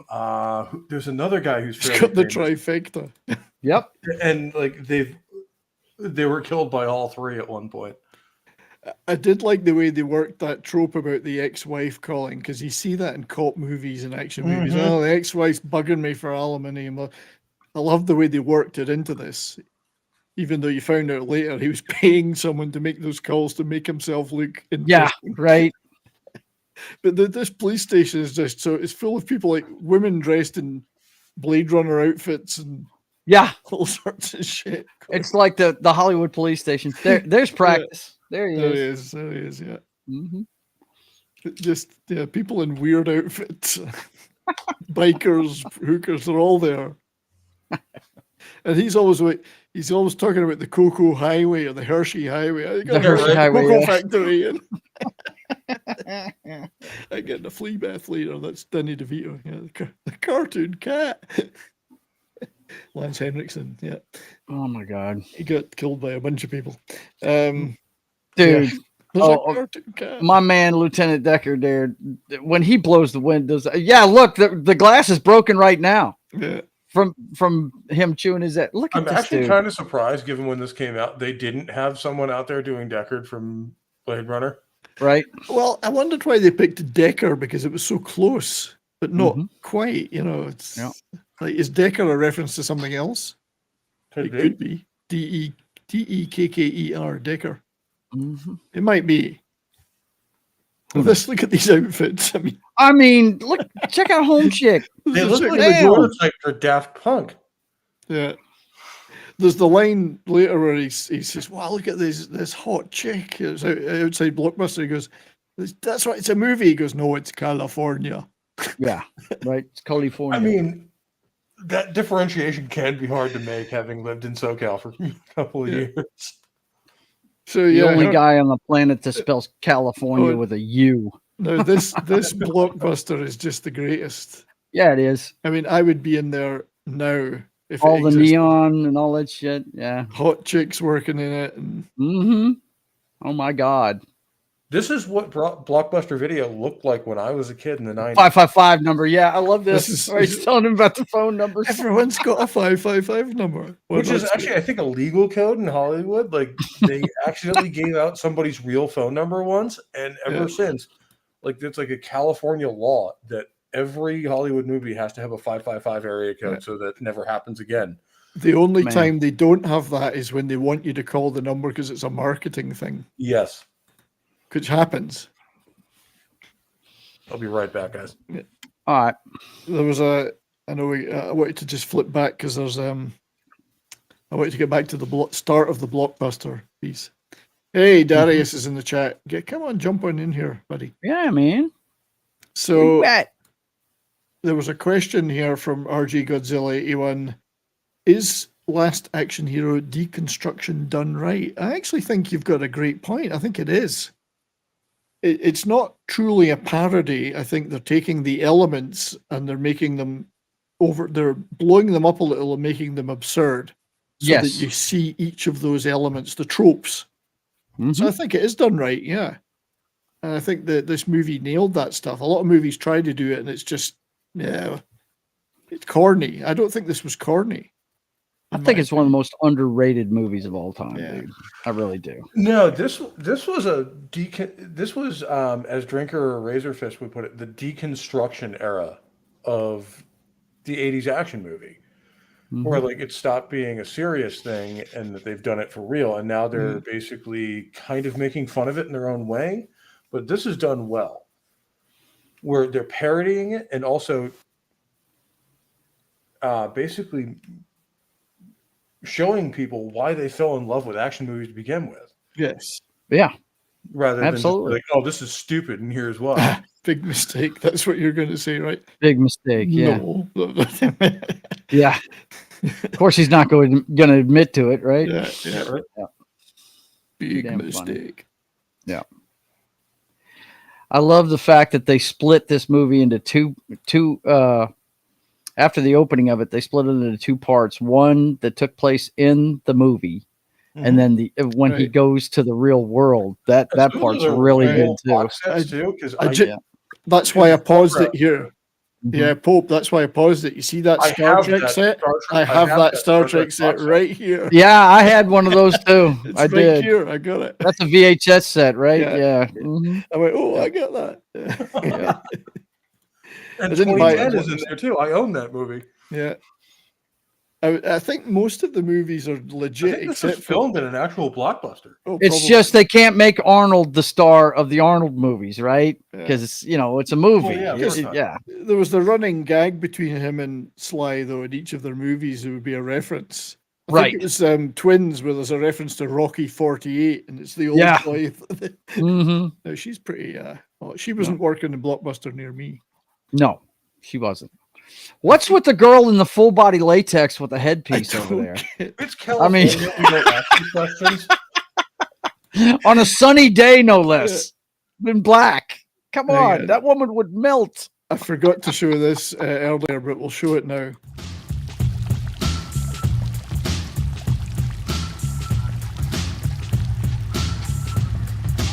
Oh my God. It just parks anywhere and there's a valet parking for the police station. Great. Yep, this is Hollywood. There's Sharon Stone. Sharon Stone. Where's my man at? There he is. Yeah. He's going to kill somebody. That's funny. I love that shit. Yeah, it's awesome. Anyway, was that what Hollywood in the 90s was like? People dressed like that? Latex? I mean, not in broad daylight, I don't think, though. Damn. I think that's more of a nowadays thing. So maybe they're predicting the future. It's like sort of a semi-demolition man thing. Don't question the 90s. Never question the 90s. Damn it. Yeah, this, as Read by Nature says, Hollywood action movies were in a similar place to where Arnold was in his career. We're moving. This was when they'd had their golden era of action. This phase of action, I think this film drew a line under that. Oh, look who it is! It's our job. Look out! And there's no, they were transiting, and this movie was like the punctuation point on that. I think, but it did it so Detroit police station doesn't look anything like that. No, it looks more like the one in RoboCop. Give doesn't me it? that damn phone call. Yeah. But we played the couple of clips. Yeah, snap your. How can you snap your fingers when you're broken? When I pull off both your thumbs. Old school action movies, I actually just picked up the new RoboCop game that came out, and it's amazing. Is it? I heard a lot of people like it. Yeah, I do want to. It takes place like right between 2 and 3, and you basically play as RoboCop. Wow. It's the same company that did the Terminator game that came out a couple of years ago that takes place entirely in the future war. If I got into first-person shooters, I would have picked it up. But it's amazing. It's the Terminator movie we always wanted but never got. Yeah, but it's a first-person shooter, and that's not my bag, baby, as Austin Powers would say. That's true. You're too old for the Doom generation of. No, it's not that. It's an assault on the senses. I don't need that in my life. That's okay. You guys can keep that. You guys can play Call of Duty all you want. That'll be fine. I played the original Doom as a kid, man. Never played that one either. The only first-person shooter I ever played was GoldenEye. That's the only one. GoldenEye is amazing. I love that game. Yeah, Mm-hmm. Yep. It's one of the all-time greats. Yep. But yeah, so this is hard stuff when he's seeing his son getting murdered, basically. Yeah. Oh yeah. I'm not sure you'd get that. I mean, yeah, I guess you do get kids killed in R-rated movies now, but it's usually serial killer things. Yeah. Crime stuff. Now this is his daughter, right? I know. Yeah. Well, that's what Death said. Death said something to Danny about. I had it here. You can't die until you've slept with the girl or something. Yeah. Right. One-liners. I had that line here. That's weird. The famous comedian Arnold Schwarzenegger. The funniest part with the kid too is I actually served with a guy later on in life whose name is Daniel Madigan. Really? And he's from New York. Wow. Not New York City, but it's kind of one of those weird, like, hang on. I know what Big mistake. Death said to Danny, he says, you can't die until you've had sex with the hero's girlfriend. So I don't know. Maybe daughter. Maybe he meant daughter. But right. Too much. Ice that guy to coin a phrase. It's another one. Uh-oh. It's on and popping now. Look out. I'm from the School of Hard Knocks, and I've got a PhD in pain. Look at the holes in his shirt. Look at the holes in her shirt. But woof! Look out. Yeah. And Lord Thoth, I mean, Gears of War and Halo were two Xbox masterpieces. Halo's the entire reason I bought an Xbox in the first place. And I bought it for Fable. I still own one. I bought it for Fable. That's what I bought it for.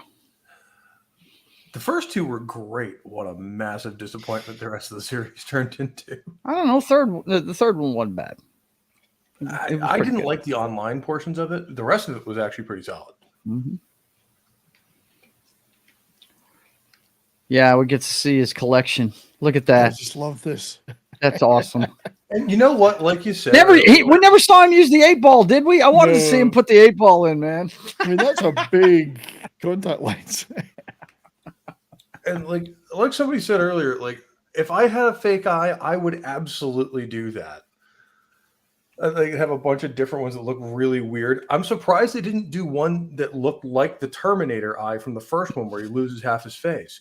Right. I tell you what's really neat, man. What I thought of whenever he gets the ticket and he's figuring out, that there is another world, another plane and all that stuff. You know what came to my mind, Brian, was Time After Time. The one, one where the guy that died last year, what the hell is his name? He played Jack the Ripper, stole H.G. Wells' time machine, went back to the 70s, or went to the future to the 70s is what he did. Is Malcolm McDowell? Yeah, Malcolm McDowell. He plays H.G. Wells in it. And no. I'm talking about the guy that played the Ripper. Oh right, yeah. But he was the henchman in Titanic. David Warner. Yeah, David Warner. Yeah, I was fixing to say you did a big video on it when he died. I couldn't remember his name for some reason, but that's what I thought of. Imagine him. He's all giddy at the fact that he could go destroy an entire different world, right? Which is exactly the way the Ripper was in that story, right? Charles Dance here takes this. Oh, I can get to another world. He doesn't go, oh my God. He's like, oh, interesting. I love that when vengeance is mine. Yeah. David Warner, yeah. I think it's time we had another little video clip. Go, man.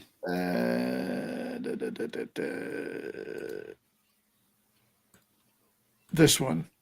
I tried to pick a few that wasn't that one a bomb? Yeah. Yeah. Mm-hmm.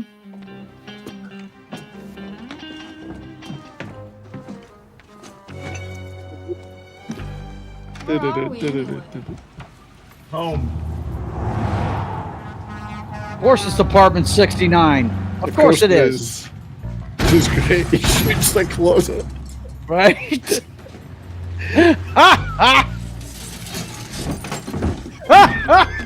Jeez, how'd you know there was a guy in there? There's always a guy. There's always a guy. Cost me a fortune closet doors. There's always a guy in there. Right. That's funny. I like that one. It's just She's little good. jokes like that. Oh, here we go. The cock-sucking toast. Oh man, yeah. Some of the dude. I wonder if he just they let him freeform that. You know what I mean? Just ad lib it because he had some stuff coming out of his mouth that was just too funny when he'd get pissed. Certain things you have to. It's like Arlie Ermey in Full Metal Jacket, where you just had to let him go and just do the drill instructor thing and just not stop him. Right. And there had to be people on set even when that movie was made. Like, should we stop this? He's using like racial slurs and shit. And Kubrick's just behind the camera, like, nope, don't let it go. Let him go. He's got a gun rack in his closet. Yeah. Right. I like this. So Brigitte Wilson married Pete Sampras in 2000 after dating for 9 months. I wonder if he would always be calling for new balls. New balls. Hey man, that's a power couple right there. Yeah. Oof. Yeah. That girl's gorgeous. I never saw her in anything else. What else was she in? Anything? Mortal Kombat. Oh, besides Mortal Kombat. Billy Madison is the other one I remember. Billy Madison. See, I never saw Billy Madison. I'm not a big fan of that dude. So it's one of the better Adam Sandlers. My favorite Adam Sandler one, I would have to say, is probably The Wedding Singer with him and what's her name? Drew Barrymore. I don't know. I think Happy Gilmore has to top the charts for me. Well, that's because he wears a hockey jersey and he's a hockey player. Of course you love that movie. Regulation size, jeez. I love it when freaking Bob Barker beats the shit out of him, and it's awesome. And you know what? The price is wrong, bitch. Bitch. Yeah, but what's funny about it, guys, I don't know if you're aware of this, but I watched an interview with Chuck Norris one time, and I can't remember what talk show he was on, but he was asked who is your best celebrity student, and without batting an eye, he said Bob Barker. He said that guy, he is committed. You know, he was I don't know what degree he was, but he was a black belt in whatever martial art that he was teaching him. I'm not sure what his martial art is, but Icky thump. Yeah. Hey, it's not cha-ching. I know that. It's something where you friggin' kick people. That's for sure. Danny told me not to trust you. He said you killed Mozart. Who? Zod. Killed who? I kill a lot of people. I can't remember half of them. So they're playing in the background.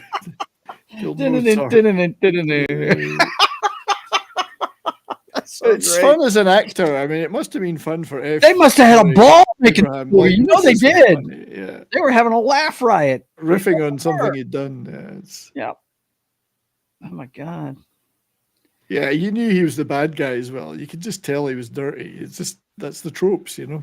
Mm-hmm. This guy's got to be dirty. He's got to be bad guy. He's got to be bad guy. Too funny. This is the section in the movie with the whole funeral and bit that I felt they could have just trimmed it a little bit. What did they call the fucking guy they were burying? Because Jimmy the Fart or something like that. I can't remember exactly what it was. Jimmy the Fart, yeah. Something like that. Like I just remember the line of the fart is gonna pass gas, essentially. That's right. Yeah. Mm-hmm.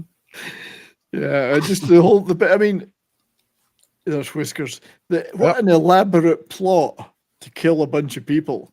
Right. You know, let's take a dead body and implant nerve gas in it with a timer and a watch and a bomb and couldn't you just bomb them or rocket? Yeah, launcher? you know they're going to be there. Just huck a grenade in there or something. So that's the trope. You know, this it has to be overcomplicated. Right. This big old dude. I did think we could have trimmed a few minutes out of this sequence. It just seemed a little long. Yeah, it was a little long, but but it's got a good payoff at the end of it, at the tar pits, right? Yeah. Why do you want to F Murray Abraham? That's a good question. Does anybody know what the F stands for? Yeah, Francis, I think. Francis. Oh no, you know what? His name is just Murray Abraham. He added the F to make it look more, or to, stand out more as an actor. So he put it. So his name is just Murray Abraham, but he added the F at the beginning, so it's like an affectation. Got it. Yeah, because it stood out more than when you go for casting or whatever. It just stands out a bit more. Looks posh, Sure. We could afford an initial at the beginning of our names, right? And here's the. I've got an initial at the end, at the beginning, or no, the center of my name, and I have a number afterwards.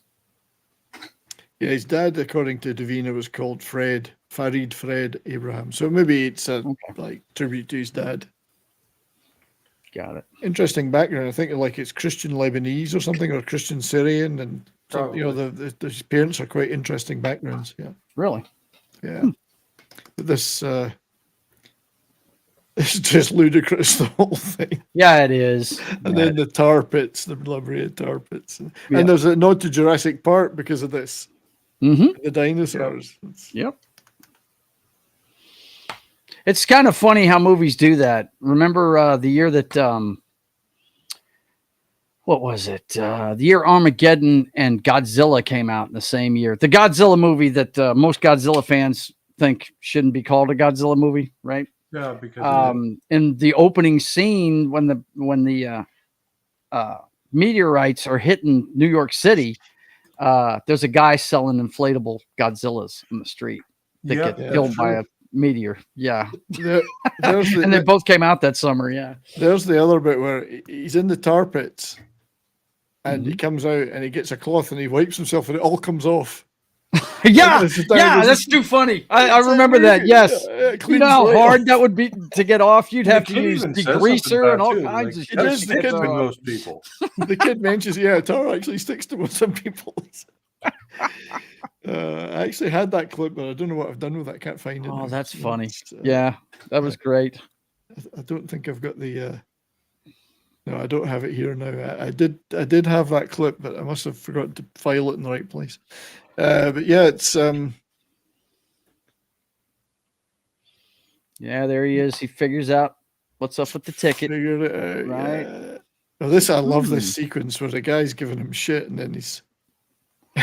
Yeah, he's had enough of him, right? Yeah, he figured out there's a whole nother world out there. He's like, you know what? What have you done a 360? It's not a 360, you moron. If it was a 360, I'd go completely around and end up back where I started. Yeah. You moron. He's sick of it. It's too great. Too great. He is awesome, man. I love this guy. I always have. And I love how such a serious actor can take a role like this. Like the guy, I forget his name. Isn't he talking to us right here? Isn't he talking to the audience there at some point? Mob boss. No, no. When he was walking away from it. But it's like Frank Langella in Masters of the Universe, where it's a super serious actor and a great one, and he just takes it completely seriously and goes with it, rather than just like, I can't believe I'm doing this. I'm just going to phone it in. Dude, how about that's kind of like Timothy Dalton in Hot Fuzz, you know? Yeah. Oh God. Just before we go any further, there's another couple of clips that were further back, and I haven't shared them yet. So let's just catch up, brother. Well, we got to get them in. Got to catch them all. The shootout in the house where there's another Terminator reference. Yep. Oops. I think I just hid the wrong. Sorry, I just hid Joe by mistake. Look at you. You're trying to kick me out of the stream. Hi.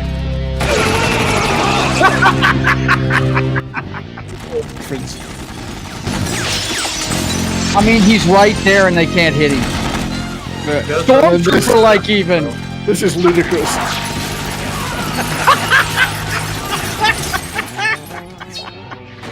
I love his knife thing. He flicks the knife out of his wrist. That's a great device. Yeah. Look out, here comes the shotgun. Damn. Is there enough smoke in there? Carnage. Don't give up your day job.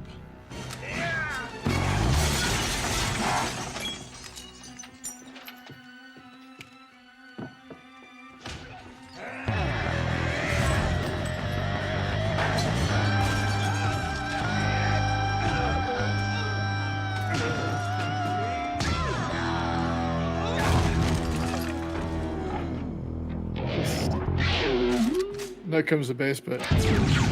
Very Terminator. Well, it's exactly the same from the first Terminator. Exactly, yeah. Yep. He even does the turning to the side and yeah. Don't leave home without it. Yeah, Don't I leave love home without it. Certainly worked a few Terminator references in, that's for sure. Yep. Cool. Yeah, so this is where it gets interesting because Charles Dance is a smart guy. Benedict is a smart guy. You realize things could go his way here. Yes, absolutely. They're not ready for him. Yeah. Right. But yeah, like Time After Time, it's very similar. Yeah. Yeah. He's right at home here. Yeah, but here you got to reload guns. His hand hurts. Right, because he punched that window and yeah, things hurt here. Yeah. There's I think it's yet to come. There was the scene with Benedict where he shoots somebody. They almost look dead. Yeah. I don't know if it's past or whether it's yet to come, but Benedict shoots the guy. Mm-hmm. And of course, in the movies, the police always turn up instantly. Oh, yeah. And of course, nobody turns up. It's New York City and it's in an alleyway. Nobody gives a shit. Nobody cares. I just killed this man. I'm guilty. Come and take me. He went off, didn't he? Nothing happens. Yeah. Too great. Apparently, there's somebody walking behind him with stolen shoes, which is. Yeah, oh man, that's too good. Yeah, this is when he realized that it's quite an interesting concept when he realizes he's not a real person. He's not a real character in this world. His whole life has been a movie, but he's had pain. He's had people killed, and things have happened. Yeah. Yeah, he's having his moment from my favorite Arnold movie, Total Recall, where he finds out he's not who he thought he was. Right. That's right. Yeah. My favorite of that kind is in Vanilla Sky, when Kurt Russell realizes he's not a real person. Mm-hmm. he's been Tom Cruise's like therapist, and he realizes that he's an imaginary person. He goes, "Oh, fuck's sake, I don't believe this." He's like, he's just so pissed off that he's not real. It's too funny. He plays that really well. Yeah. Mm-hmm. Well, this is it, I think, where he realizes he can get away with anything here. Anything he wants here, right? And he realizes he can go back to the other world and bring forward all these. Sorry, Mark, you want to help me with something? Test the theory. Blast! I'm guilty. Come and get me. I just shot somebody. I did it on purpose.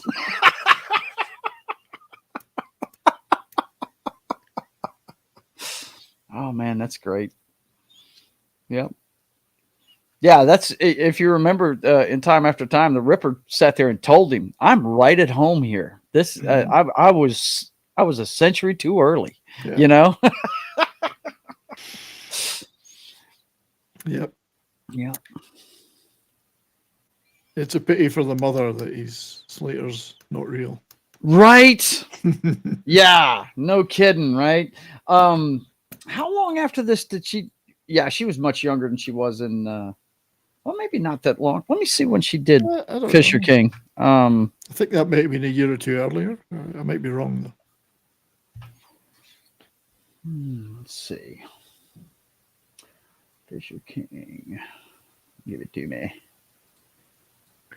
So here's the search. While you're doing that, I will play one more clip. You go, Clip Master. It's the last one I may have. What year was this? 93.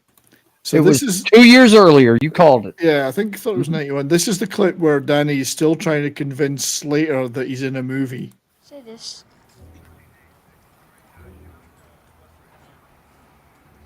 Hey, grow up. Just say this one word. Is this another one of your movie proofs? Maybe. Kid, I don't want to say it. Say what? You can't. You can't possibly say it. Because this movie is PG-13. PG-13. I love that clip. Yeah. You know it was an F-bomb, right? Yeah. PG-13, you can't see it. Oh, actually, now you can in a PG-13 Well, you movie. get one, don't you get one? I think you get one. Yeah. Yeah, I think that's been the rule since shortly after this came out. Is you get one. You get one F-bomb or like one boob shot, and that's it. You can trade stuff. I'll have 2 of those for one of those. Yeah. The rubber baby buggy bumpers. Right? Rubber baby buggy bumpers. Yeah. Oh my gosh. Yeah, there's Jack Slater 4. Now we get all the other cameos. The real Arnie. And there he is. There's Arnold. Little Richard. Little Richard. Mm-hmm. There's a few of them in here. Yep, there's Maria Shriver. There she's there, yeah. Mm-hmm. Yeah, I love how he's in both this movie as Arnold Schwarzenegger and Jack Slater. Jack Slater, who's played by Arnold Schwarzenegger. Yeah. I think Jack Slater 4 did better. Is that the chick from Inside Edition? No. I don't know. I think so. That's the slasher, the Ripper. Not that's Tom actually Noonan. him. Yeah, walking in there. Tom Noonan is there as well as himself. But, so I think Jack Slater 4 did better at the box office than this movie. So it's Jim Belushi. I think it said that Timothy Dalton was in there somewhere, but and Hammer's there. He says Jean-Claude Van Damme. Jean-Claude Van Damme's out there. Yeah, he gets interviewed. Hammer says, "Hey, Arnie, we're doing Jack Slater 5 soundtrack." Yeah, you know.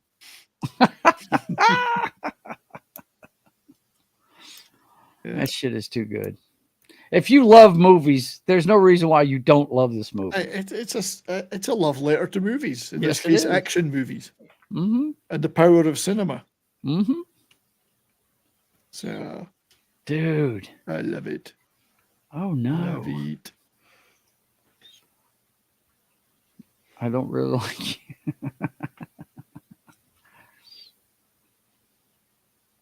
Yeah, there was a few people they were going to cast and ended up not casting. Tony Curtis was meant to be in a cameo, but wasn't in there. Really? Yeah. It's been a long time since I've seen it, man. But boy, I remember it like it was yesterday. So right enough, somebody's saying that more than one critic noted the film was like the Purple Rose of Cairo, but as an action film parody. If you've ever seen the Purple Rose of Cairo, which is the Woody Allen, it's very similar. It's just it's not an action movie. There's a difference between stupid parodies that are done for just pure comedic value, like Scream or something like that, and stuff like this, which is done both as a like airplane style parody of the genre, which is perfectly done. Yeah.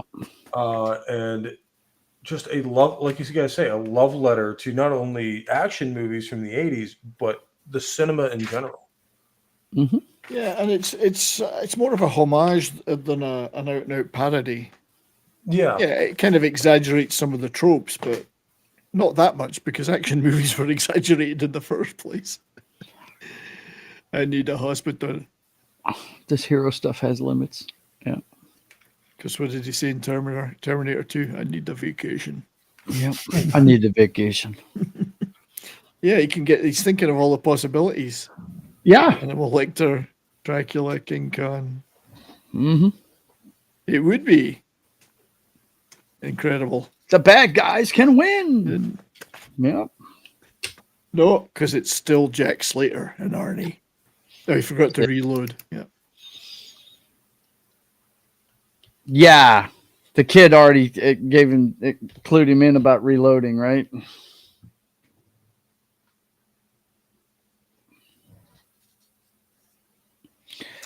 So Ingmar, this is where death appears. That's right, Ingmar Bergman.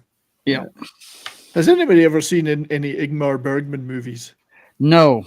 I've watched that one, The Seventh Seal. It's the only one I've ever watched, and my God, they're depressing. But that's also the fun, how you can tell this is a love letter to movies in general, not just action movies. Is they bring up the old school horror movies and stuff like that in this. Because a lot of these guys who worked on this film would have grown up watching that. I mean, I think the Ripper, he's more horror oriented, I think, than he is action oriented. You know, Read by Nature has made a good point. It would be fun just to see that collection of villains, and that's what you could have done with a sequel. Oh yeah, you would have have them all gang up on him. Yeah, all this like super villain team coming over into the real world. Yeah, and just have Jack Slater gunning them down. Yeah. I don't think Ian McKellen had been seen in a lot of stuff outside the UK by this time. No. A matter of fact, if you'd have asked me if he was in this movie, I wouldn't even have known it. I forgot. Yeah. Yeah. This is why you watch these movies after so many years, just to see who was getting started in the business at the time. You know what I mean? I love going back and watching stuff and see. And what's funny is, you guys are going to laugh at me, but you know, my wife does not watch everything I watch, and she's usually got control of the TV in the living room while I'm playing video games on something else. Right? She's been getting into Grey's Anatomy lately, and some of the actors that were on that show in bit parts would blow you away. Joel Grey was on there. I don't know if you've ever seen Remo Williams, The Adventure Begins, but he was in there. Yeah, this is when they're going to send him back, right? So he doesn't die, right?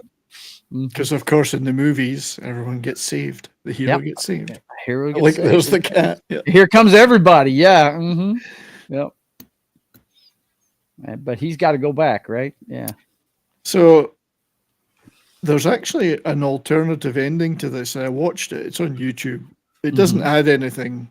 It really just takes from this point onwards, and you see Danny talking to his mother and walking up the street. And I watched it. I thought, there's nothing in that. That's why they didn't put it in it. It didn't add anything. It didn't say anything. Yeah, like there's some alternative endings. Like one I've never seen anywhere else, and I swear it was on the movie when I saw it in theaters, but it's never been on any other release of it, is Collateral with Tom Cruise.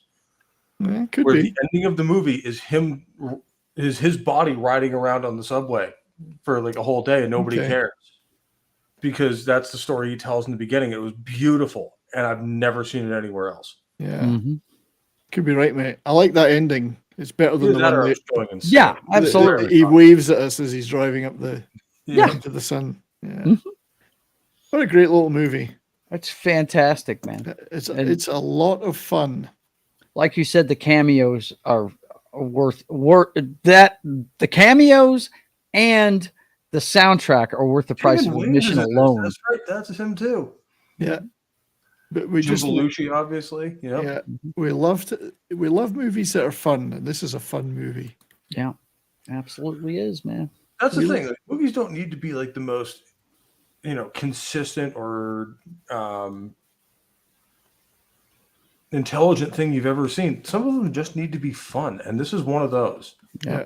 I think it's one of the last ones that I pirated the Betamax. I think the Betamax shortly went out after this movie came out.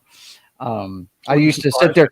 Well, when I was in the military, Pope, I was on a place called Johnson Island, and I built a movie collection by renting VHSs. I found out purely by accident that you could get past the copy guard on a VHS tape by converting it to beta.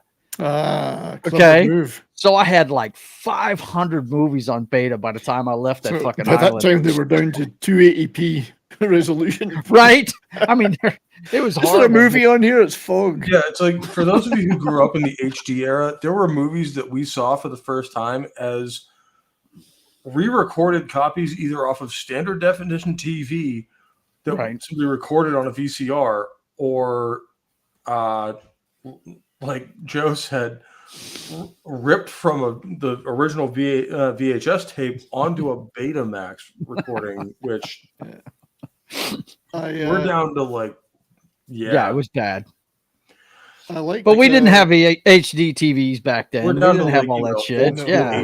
Hell, half the TVs in America still had tubes in them. I only had a 12-inch portable TV at that time. I noticed Rick Nielsen was one of the featured musicians.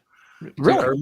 I remember distinctly at this point, when this movie came out, we still had a top-loaded VCR with a wired remote. Oh, it's my first one. Wired remote. I had one of those, wired remote. Also, though, I had a Philips V2000, which was a third alternative to those. Really? Yeah, a V2000, and I actually theoretically I could have still had it. I got rid of it years ago. It still works. I don't think they ever. It was probably worth money now. Yeah, Probably probably. worth money. Yeah. All that old tech, if it works, would be worth money to some kind of collector. I mean, I'm so mad. The laser discs. Remember the first CDs were laser discs, and they were like they were the size they, of an they were the LP. size of LPs, right? And you had to flip them over halfway through the movie. Watching some of those when I was in science class in high school in the mid 2000s. Yeah, because my school hadn't upgraded in like 35 years. And right. Like some of the videos that they, bought for that science class were on that format. Mm-hmm. And that was the only time I'd ever actually seen one in person. The teacher brought this out. I'm like, what the fuck is that? It's like a CD, but a vinyl. Darius thought I said laser disc. Laser dick. Disc, sir. Something Laser disc. Robocop, maybe a laser dick. What a great movie that is. Though, I've watched it 2 or 3 times this week, and it's what a lot of fun. Oh man, it is. Yeah. Of course, Arnold's always been able to laugh at himself. So that is one thing I will give him. He's never been the kind of guy who's had too much of an ego to parody himself. No. And there's a lot of credit to be had there, and that it's very easy when you're at that point in your career, and you're like the big guy in Hollywood. Yeah. To get an attitude about it and be like, oh, well, I'm Arnold Schwarzenegger. Yeah. And his reaction, maybe from his earlier career or just who he is as a person, was just like, yeah, I'm Arnold Schwarzenegger. I'm married to a Kennedy. Who the fuck cares? Yeah. Yeah. I've always felt Arnie had a good sense of humor. It seemed to come across. And it kind of shows in this period of his movies. Yeah. Mm-hmm. And the kind of movies he would sign on to, because he could do anything he wanted to at this point. I don't think he'd made Twins yet, had he? This was about. Yeah, I think. I think he might have made it. It's a long time ago. It's so hazy. Let me just punch up his career real quick. Let me see. So, I mean, we've had a fantastic chat today, both on YouTube and Rumble. I know there's a couple of people in the chat probably don't like this movie too much, but thoughts, anybody? Anyone got final thoughts on the chat on where this movie sits in the pantheon of Arnie and the pantheon of action? Don't need to score it. This isn't Toxic Tuesday, but do you like it? Don't you like it? I'm curious just how many people are into it. I love it. I personally love it. I've always enjoyed it. I went to see it when it came out. And I think it's one of the most underrated movies ever. I mean, it's borderline almost Monty Python-esque humor, making fun of shit. You know what I mean? It's very cool. I think you're right. And the point that was made earlier by somebody that I think it was Pope, that if it had been made later, it may have been better accepted, because those movies it was homaging were still very fresh. Yeah. So maybe people say, well, I don't need the joke. I've already got the movies that they're. Oh yeah, he had made Twins way earlier. Yeah. So maybe if it had been made 10 years later, it might have had more impact, or 20 even. But I think there's so much scope for a follow-up. Are we saying that they told the joke too soon? Was it too soon? I think it was too soon. I think it was too soon. Well, because Demolition Man was even after this, and that was a full-on action movie. God, love that movie. Oh yeah. Unfortunately, predicting where California would be by today. It aged. That film was spot on. So Read by Nature, similar to Demolition Man, aged well and saw more recognition later. I think it has. Ton of fun. Lord Thoth, Soul Assassin. I say it's an underrated. I just had this thought. I'd liken him a lot to Paul Verhoeven, if the anti-Paul Verhoeven movie, in that Paul Verhoeven had this habit of taking movies and making them a very comedic parody of what the original and subject politically was. Subverting them. Yeah, and unintentionally making a movie that everyone loved, even though he was trying to make a political statement with it. And don't forget the Euro violence either. Don't forget that. I love Starship Troopers, the movie, Mhm. but I'd love to see a real movie made Oh, God. of the Well, original novel. The book, Yeah. if they made an actual faithful Actual adaptation of the faithful. book, I would die. I would just Yeah. nerd out over it for years because it's Oh, one of my I love favorite it. novels of all time. Because that's one of my favorite books too of all time, and I'd love to see a faithful rendition And of it's it. an interesting political concept. Oh yeah, And that's they why I explain love it. later in the book. D-Bud hasn't seen it, so I hope you do see it soon, mate. But although Starship Troopers was the stupid parody of the guy who fully admits he never even read the book and tried to make it like basically space Nazis and unintentionally made a cult classic. Yes, yeah. Whereas So- this was done as a love letter to the original material, and Yeah. My really- brother is a fan of every roided out movie star there is. Sly, Arnold. The cast of the Expendables are his heroes. Okay, he loves them. Oh yeah. The number one guy he's collected every movie this guy's made is Dolph Lundgren. He loves that dude. I love Okay, Dolph Lundgren. He's great. check this out. He's never seen this movie. He told me that this week when we did our show yesterday. never seen I was the like, movie. dude, you have got to watch this And, movie. You will. well, there's you will D-Bud love it. D-Bud Martin's never seen it. Yeah. So- Yeah, you I got mean, to this watch is it. Yeah. if you haven't seen this movie and you're an action movie fan, you owe it to yourself because Yeah. at the time it was kind of billed as the funny, like, hey, let's make fun of the action movie thing, but it's not. It's basically a love letter to the previous decade of action movies. Yeah. Yep. And cinema in general. And as people who grew up going to the cinema or renting things on video, in my case, like this is just perfectly done. The whole scene where the guy, the whole ticket tearing scene with the kid is that makes you think of Willy Wonka almost. You know what I mean? That kind of guarantee that's fantasy, intentional. and it's very cool, dude. The just- way the old man sells it to him, he made him believe that ticket was going to take him somewhere. It was very cool. So we are indeed. We are.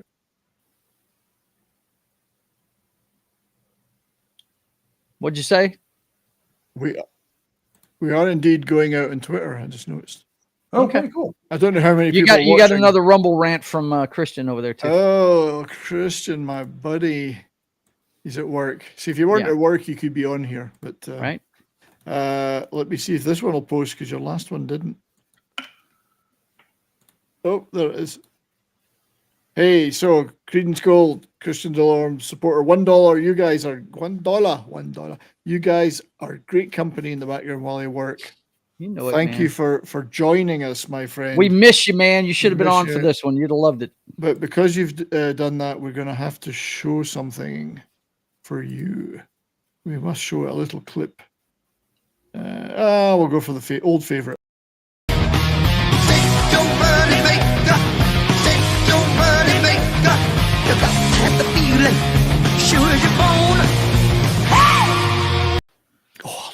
Have you guys checked out the thighs on that girl back there dancing? Good God. Oh, yeah. She's gorgeous. I was too busy just yeah. doing my contractual obligation of having to headbang at least once during these That's episodes. right.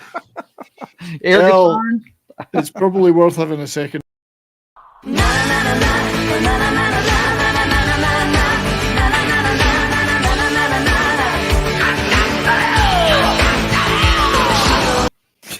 The glory that is Bill McClintock. That man is so good. What a deal. Well, yeah, so we're gonna head towards wrapping up. Pope, my friend, what have you got for us? What's happening, man? Well, this week I just put out, I think last night, a new episode of my playthrough of Rogue Trader with Trucker Rob, which if you guys are 40K nerds or are interested in the setting and want to see what it's all about, that is a great place to start. I explain a lot of the lore because I've been in the setting for a while. And we just have general fun and hijinks in one of the darkest settings imaginable.